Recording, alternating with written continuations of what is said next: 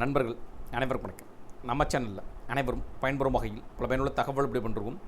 இந்த வீடியோவில் கூட்டுறவு வங்கி விவசாய கடன் ரத்து சார்ந்த 4 புதிய தகவல் என்ன வகையான தகவல்கள் வெளியிடப்பட்டுள்ளது, இதன் மூலமாக கூட்டுறவு வங்கியின் மூலமாக விவசாய கடன் நகைக்கடன் தள்ளுபடி பற்றி ரத்து செய்வது சார்ந்து ஏதேனும் அறிவிப்புகள் தகவல்கள் வெளியிடப்பட்டுள்ளதா, எதன் அடிப்படையில் இந்த எதிர்பார்ப்புகள் அதிகரித்துள்ளன, இதற்கான வழிமுறைகள் எதுவும் உள்ளதா, என்ன வகையான வழிகாட்டு நெறிமுறைகளை பின்பற்றுவதன் அடிப்படையில் இந்த விவசாய நகைக்கடன் தள்ளுபடி ரத்து செய்வதற்கான வழிமுறைகள் உள்ளது என்பது பற்றி முழு விவரங்களும் பார்க்கலாம்.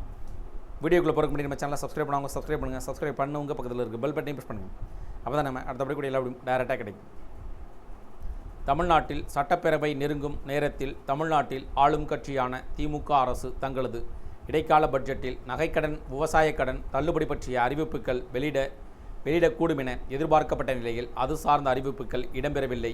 இருப்பினும் திமுக அரசு தனது தேர்தல் அறிக்கையில் நகைக்கடன் தள்ளுபடி, விவசாய கடன் தள்ளுபடி, கல்வி கடன் தள்ளுபடி பற்றிய அறிவிப்புகளை வெளியிடும் என எதிர்பார்த்து காத்திருக்கின்றனர். கடந்த 2021ஆம் ஆண்டு நகைக்கடன் தள்ளுபடி பற்றிய அறிவிப்பு பெரிதும் கவர்ந்த நிலையில் இந்த வருடம், அதாவது 2026ஆம் வருடம் அது சார்ந்த அறிவிப்புகள் இடம்பெறலாம் என எதிர்பார்க்கப்படுகிறது. இருப்பினும் தற்போது இருக்கக்கூடிய நகை விலை ஏற்றத்தை கருத்தில் கொண்டு இதற்கான அறிவிப்புகள் வெளியிடப்படுமா என்ற சந்தேகங்களும் கேள்விகளும் எழுந்துள்ளன. தேர்தல் சமயம் என்றாலே பொதுமக்கள் மத்தியில் அதிகம் எதிர்பார்த்து காத்திருக்கக்கூடிய முக்கியமான அறிவிப்பு என்னவென்றால், வங்கியில், குறிப்பாக கூட்டுறவு வங்கியில் நகைக்கடன் தள்ளுபடி பற்றிய அறிவிப்பு தான். நடப்பாண்டு தேர்தல் ஆண்டு என்பதால் மிகவும் முக்கியத்துவம் வாய்ந்ததாக பார்க்கப்படுகிறது.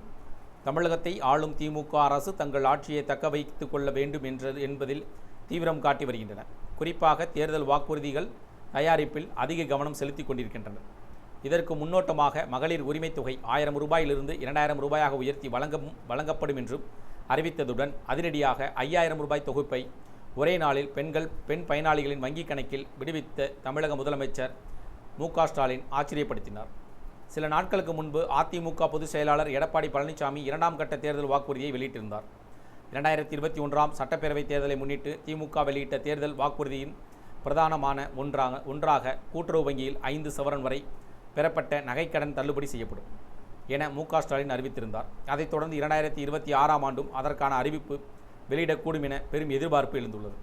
அதிமுக ஆட்சிக்கு வந்தால் மாணவர்களின் கல்விக் கடன் ரத்து செய்யப்படும், முதியோருக்கான மாத ஓய்வூதியம் 2000ஆக உயர்த்தப்படும், மாற்றுத்திறனாளிகள் கூட்டுறவு வங்கியின் பெற்ற கடன்கள் தள்ளுபடி செய்யப்படும், இஸ்லாமிய உள்ளிட்ட சிறுபான்மை பெண்கள் சுயதொழில் தொடங்க வட்டியில்லா கடன் வழங்கப்படும் என்றும் அதிமுக பொதுச் செயலாளர் எடப்பாடி பழனிசாமி அறிவித்திருக்கிறார். அதைத் தொடர்ந்து திமுகவும் தனது தேர்தல் வாக்குறுதியில் நகைக்கடன் தள்ளுபடி பற்றிய அறிவிப்பை வெளியிடும் என்றும், குறிப்பாக இந்த அறிவிப்பின் மூலமாக ஆளும் கட்சிகள் மற்றும் எதிர்க்கட்சிகள் பொதுமக்களை கவரும் வகையில் நகைக்கடன் விவசாய கடன் தள்ளுபடி பற்றிய அறிவிப்புகளை வெளியிடக்கூடும் என்றும் எதிர்பார்த்து காத்திருக்கின்றனர். அவ்வாறு வழங்கும் பட்சத்தில் நகைக்கடன் வைத்திருக்கும் கூட்டுறவு வங்கியில் நகைக்கடன் வைத்திருப்பவர்களுக்கு குறிப்பாக சில வகையான நிபந்தனைகள் முன்பு வழங்கப்பட்ட விட நிபந்தனை மாற்றங்கள் இருக்கும் என்றும் எதிர்பார்க்கப்படுகிறது. அதாவது நகை விலை ஏற்றத்தின் காரணமாக நகைக்கடன் குறிப்பிட்ட சவரனுக்கு குறைக்கப்படலாம் எனவும் எதிர்பார்க்கப்படுகிறது. இந்த தகவல்கள் பற்றி உங்களுடைய கருத்துக்கள் வேறும் இது சார்ந்த கூடுதல் விவரங்கள் தேவைப்பட்டால் கமெண்ட் செக்ஷனில் பதிவுங்க. இது பிடிச்சிருந்தால் லைக் பண்ணுங்கள். முடிந்தவரை இந்த வீடியோ உங்களுடைய நண்பர்கள் உறவினர்கள் அனைவருக்கும் ஷேர் பண்ணுங்கள், ஃபாலோ பண்ணுங்கள். மறக்காமல் நம்ம சேனலை சப்ஸ்கிரைப் பண்ணுங்கள். சப்ஸ்கிரைப் பண்ணுங்க, பக்கத்தில் இருக்குது பெல் பட்டனையும் ப்ரெஸ் பண்ணுங்கள். அப்போ தான் நம்ம அடுத்த அப்படி கூட எல்லா டைரெக்டாக கிடைக்கும். தேங்க்யூ ஃபார் வாட்சிங்.